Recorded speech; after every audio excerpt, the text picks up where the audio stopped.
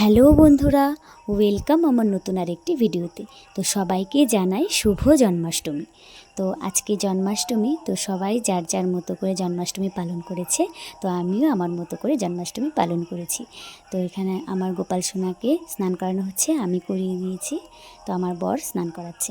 তো করানোর পর এখানে আমি ফুলগুলো আলাদা করে রাখছি, কারণ লাল ফুলগুলো আমাদের বাড়িতে মনসা মায়ের মন্দির আছে, সেই মায়ের জন্য ফুলগুলো আলাদা রাখলাম।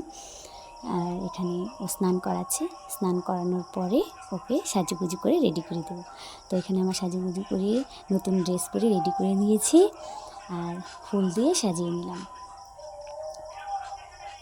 তো সবাই যে যেভাবে পেরেছে তাদের ভোগ নিবেদন করেছে, আমিও আমার মতো করে দিয়েছি।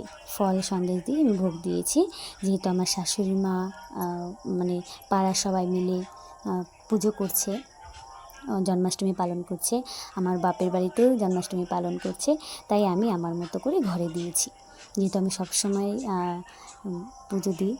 তো যদি ভিডিওটা ভালো লেগে থাকে তোমরা লাইক কমেন্ট করে পাশে